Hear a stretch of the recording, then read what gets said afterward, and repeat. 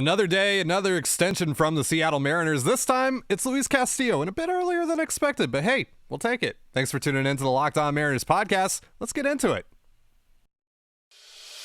You are Locked On Mariners, your daily Seattle Mariners podcast. Part of the Locked On Podcast Network, your team every day. It is Saturday, September 24th, 2022. This is Ty Gonzalez for an emergency episode of the Locked On Mariners podcast, brought to you by BetOnline. BetOnline has you covered all season long with more props, odds, and lines than ever before. BetOnline is where the game starts. I am joined today by Ben Ranieri of Inside the Mariners. Colby is at a charity walk this afternoon, so I asked Ben to come through, and Ben has been a credentialed reporter covering the Mariners, and we're planning on him being a part of the show a little more going forward. So be sure to give him a warm welcome down in the comments below if you're watching on YouTube. And Ben, thank you so much for jumping on today. Kind of short notice. Welcome to the show. How are you? I'm doing great. Thanks for having me. I'm excited to be here. Yeah, I appreciate you coming on.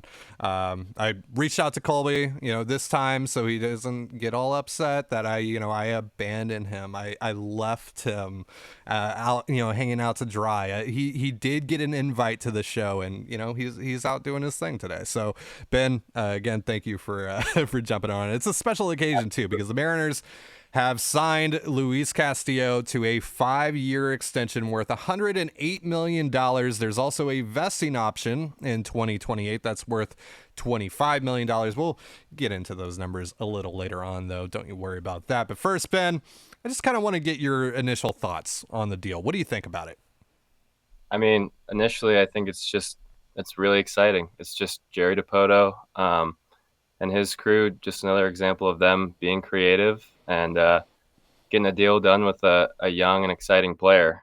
He'll be age 30 in December, and has a long track record of success. So, I mean, I think it totally makes sense for both sides, kind of in the same vein as the Julio deal.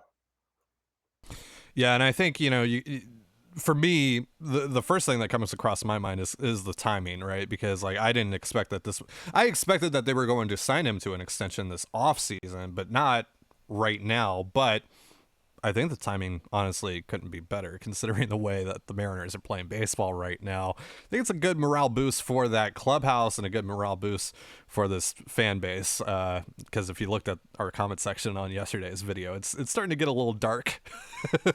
Fans are a little panicked right now. So I think this allows us to maybe revert back to neutral here at the very least.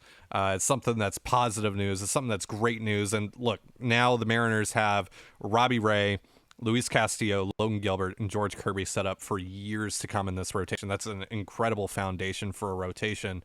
And again, we haven't even seen the best from George Kirby. We haven't even seen the best from Logan Gilbert. The more that those guys grow, we're going to see them get better and better and better. And then to have two really, some of the best veteran pitchers in the game with Robbie Ray and Luis Castillo at the top of the rotation, this is going to be one of the best rotations. I mean, it's set up to be one of the best rotations in baseball for a very long time. And, of course, on top of that, they have Emerson Hancock, they have Taylor Dollard, they have other guys that are going to be coming up through the system. Of course, they still have Marco Gonzalez. We'll see if Chris Flexen wants to opt in or opt out of his contract at the end of this year. But they have arms. They have a lot of arms, and they have a lot of intriguing arms to build this rotation out of. And that's great because you're going to need pitching in this division for years to come because the Rangers are going to get better. The Angels are still, while they're incredibly mediocre, on paper, they still have two of the, greatest players in the world, at least for the next year. And, of course, the Astros, right? The Astros are always going to be dangerous. So you need the pitching, and the Mariners right now investing in the rotation and then some. And we'll get into the numbers, like I said, a little later on. Kind of surprised by the numbers on this one. But it's a great day to be a Mariners fan because Luis Castillo is going to be pitching in this uniform for a very, very long time. Yeah, and he's pitching tomorrow. It's exciting. And he's pitching tomorrow. And hopefully not Kurt Casale catching him because it hasn't gone very well with his old battery mate Casale. Hopefully they get Raleigh in there because that's been a much better tandem thus far. But Yeah, I mean, you've been around this clubhouse. You've seen this clubhouse since the trade deadline and everything. I mean, what do you think this means for them? What do you think this signifies to them? I mean, I think this is a clubhouse, obviously, it's just filled with a lot of really, truly like good guys with good energy. And honestly, so far, for whatever you want to say about Jesse Winker on the field, everybody that they've brought over from Cincinnati has been well welcomed into that clubhouse. And I know that everyone from Cincinnati, Gino and Winker, were really excited to get Castillo in the clubhouse. And I think it's just kind of a continuation of this culture that they're building. And it's been a big part of them being able to come back and win some of these games. Absolutely. Yeah. All right, so we're going to be getting into the numbers of the Castillo extension in just a moment. But real quick, a reminder, this episode of Locked On Mariners is brought to you by BetOnline.net. BetOnline.net is your number one source for football betting info this season. Find all the latest player developments, team matchups, news, podcasts, and in-depth articles and analysis on every game you can find. And as always, BetOnline remains your continued source for all your sport wagering information with live betting and up-to-the-minute scores for every sport out there. It is the fastest and easiest way to check in on all your favorite games and events, including MLB, MMA, boxing, and golf. Head to betonline.net or use your mobile device to learn more. BetOnline is where the game starts. And you're listening to the Locked On Mariners podcast. Thank you so much for joining us on your Saturday here for this emergency episode. So Ben, let's get on into these numbers here on the Castillo extension. Again, it is a 5-year extension on top of his last year of arbitration. They're buying out the last year of arbitration here for Castillo, which was going to come in around $12 million. He's going to end up getting $10 million next year, along with a $7 million signing bonus right this second. So that actually makes it around $24.5 million in annual salary for the years of free agency that they bought out here.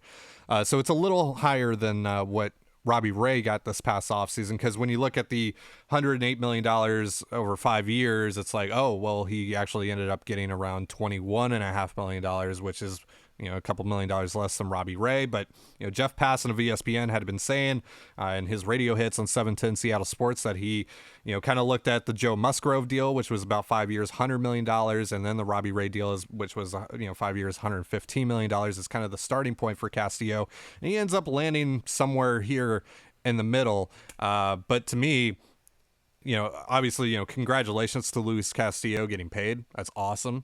Congratulations to him and his family. But this is kind of a bargain for the Mariners, in my opinion, because, I don't think that he's, in that top echelon of starting pitchers, the Jacob deGroms of the world.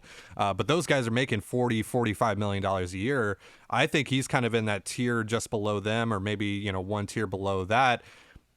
To me, I've said this on this show and a couple of other shows that I've done, that I would pay $30 million a year for Luis Castillo, for that kind of pitcher, especially with the way that inflation is going right now in the league. So this, to me, is an absolute steal for the Mariners. Do you feel the same?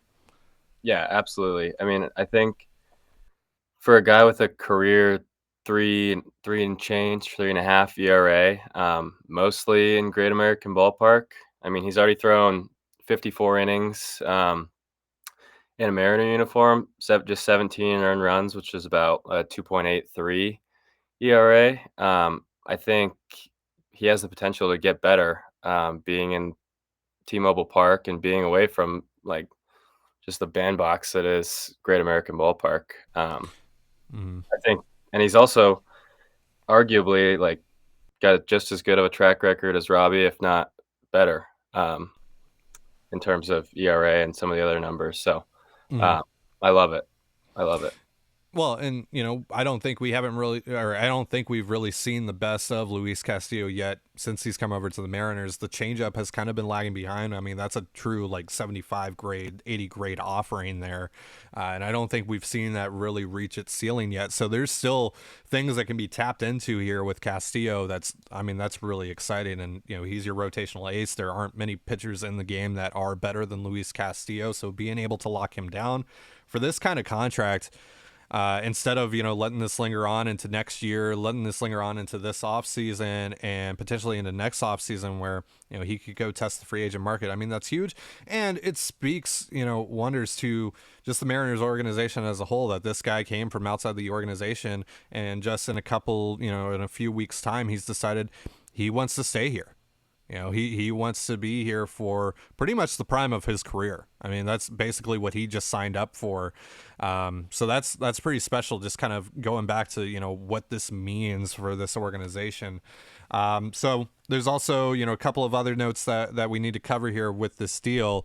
There is a vesting option in 2028, and he has to, let's see here, I'm trying to read the Jeff Passan article here. It says he needs to throw at least 180 innings in 2027 for the vesting, or for the option to vest, and that's going to be a $25 million option if he's able to reach that 180 inning count.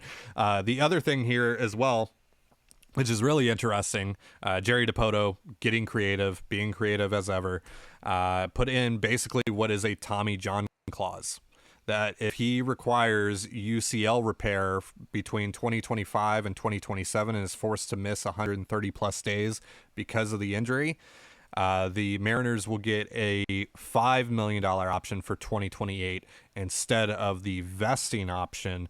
And this is really similar to something that the past regime did with Felix Hernandez.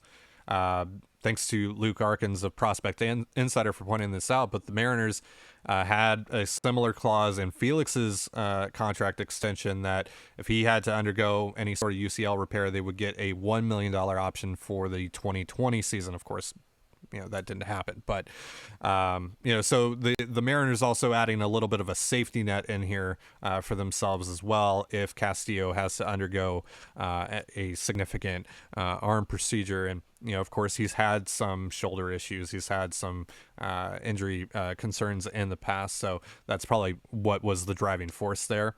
But yeah, so just kind of looking at the deal overall, it's a really team-friendly deal, in my opinion. Yeah,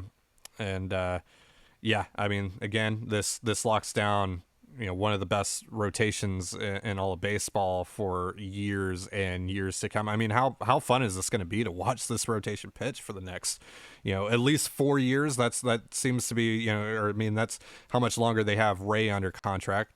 So for the next 4 years, I mean, how fun is this going to be to watch these guys pitch? I mean, it's going to be amazing, especially when you consider the fact that Castillo's already, in my opinion at least, a pretty high level, like 2 in a rotation, and you got a guy like George Kirby he's been pitching arguably better than Castillo for a while now. Like, we have no really idea what Kirby's ceiling could be. So the fact that you have 2 up and comers, like Gilbert and Kirby, that have already shown so much in their young careers, and then 2 guys with pretty good track records that have already been super impactful down the stretch run here for the Mariners, and Robbie Ray and Castillo, it's going to be really exciting. And they don't have to be done. Like, they can fill that 5th spot. If they don't want to roll with Marco anymore, like, there's still impact that can be added here, and I don't think it's out of the question that this rotation could be, top 3 in baseball next year. Like, Yeah. it's set up pretty well. And, think about it. Even if they don't add someone to the back end of the rotation in the offseason, they're still, Emerson Hancock, Taylor Dollard, those arms are very intriguing. I mean, Hancock at one point we felt had the ceiling of an ace. Maybe have cooled off on that a little bit just because of the injuries and everything that he sustained, but that's still and to me, a middle of the rotation arm. He's kind of still, like, he's not George Kirby, but he might be Logan Gilbert, so that's, I mean, if you can add another arm like that to this rotation, I mean, that's going to be incredibly difficult for the AL West and just the rest of Major League Baseball to deal with for the next, half decade. Yeah, I mean, this is just, the Mariners are building something incredibly special with this pitching staff, because on top of that, they have one of the best bullpens in the world right now. And of course, that could change in a matter of an off season's time, because bullpens are ultimately volatile. But when you look at the way that this organization has been able to develop pitching and then sustain pitching, success pitching wise, I mean, how can you not think that this is going to be, one of the best pitching staffs in the game for the next half decade? Like, it's just, I have all the confidence in the world. As much as you can have confidence in a pitching staff to sustain success, I have that and then some with this unit, because of just what this organization has been able to do over the last few years in developing talent there, and then how it's all coming together now. And look, for as much crap as we've given the organization and we've given John Stanton and company for not spending on in opportune moments, and for not spending on elite talent. I mean, they're putting their money where their mouth is right now. You have to give credit where credit is due right now. They've signed Julio Rodriguez. They gave out a big contract to Robbie Ray. They've, signed Luis Castillo to a significant contract now. This team is investing the dollars. Of course, want to see them invest more, if the opportunity arises in the offseason, to get another high-end talent in here. But this is a great step, and it makes me feel more confident in this organization's ability to actually spend in the offseason and to actually be able to land, more impact talent to really finish this thing off. How do you feel about that? Are your feelings the same as far as ownership goes and their willingness to spend here as of late? Yeah, absolutely. I mean, we haven't really seen them spend this much money on young talent. Like, we've seen them kind of spend big dollars on Nelson Cruz. I love Nelson Cruz, but Nelson Cruz, Robbie, and Kyle Seager and that bunch. But we haven't really seen a young and exciting core like this really ever. And the fact that they're like seizing the opportunity and supplementing it with backing it up with dollars is really encouraging to see. And I mean, if you're this far in at this point, if you're John Stanton, I don't see them stopping. I mean, they have a prime opportunity this offseason to capitalize on a lot of excitement that's been brewing, and hopefully snapping this playoff drought. So I'm really excited for the front office and what they're doing right now. Yep. And like you mentioned earlier, we're going to see the new $108 million man tomorrow on the bump for the Mariners. I got to ask you before we hop off of here, are you panicked at all? Is panic starting to seep in a little bit after watching, the Orioles beat the Astros the last couple of days? Mariners still playing the way that they're playing, the offense still struggling the way that it's struggling, or are you still pretty confident with 12 games to go and a 4-game lead? I'm still pretty confident. I mean, a lot would have to go horribly wrong, which I guess you can never put that past the Seattle Mariners. But I think today is a good opportunity. I tweeted about this earlier, but I think today is a good opportunity for Ty France and Mitch Haniger to get back on track. I think against Bubic earlier this year, France that might have been his 5-hit game, if I'm not mistaken. So I think those guys need to get back on track, those two specifically, because otherwise with Julio and Gino out, like, it is going to continue to be a struggle, because, I mean, we're just, at this point, we're not going to see it from Jesse Winker this year. Adam Frazier hasn't shown it either. So, like, it's going to have to come from the guys who we have seen it from this year. And I think it's going to come from those two. And I think today is going to be a really nice opportunity for Mitch Haniger and Ty France to get back on track. I think we haven't seen a Mitch bomb in a while. I think that might be coming tonight. So that'd be nice. That'd be nice. And hey, look, if the Orioles lose tonight to the Astros, very much possible the Astros still haven't even scored in that series. That isn't going to last for that entire series. And if the Mariners win, then you're back to a 5-game lead when you account for the tiebreaker, and you're back where you were yesterday. So while the panic, it can seep in a little bit after a night like last night, at the end of the day, you can get right back to where you were with less games to play or fewer games to play, and you're against good. bad Like teams too. against bad teams still. Also, the Orioles, on top of playing the Astros, they still have to play the Yankees. They still have to play the Blue Jays. Like, They have a brutal yeah. road ahead. So, while last night was depressing as a Mariners fan, it's not like this can quickly look a lot better for the Mariners in a matter of hours, honestly, from the time that you're watching or listening to this. So don't panic just yet. Everything is fine. It's still a large historic mountain that the Orioles have to climb here. And again, never put it past the Mariners, but I'm just gonna, to take a quote from your favorite quarterback, Aaron Rodgers. Relax. Yes. Relax. It's okay. It's okay.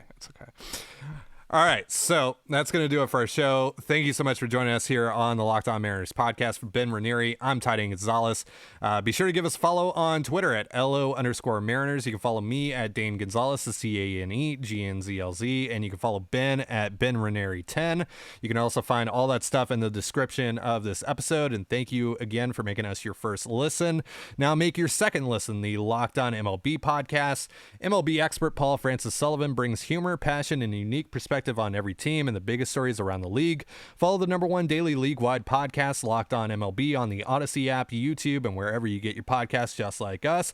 And with that, have yourself a beautiful baseball day, and unless something else happens, we'll see you on Monday. Peace.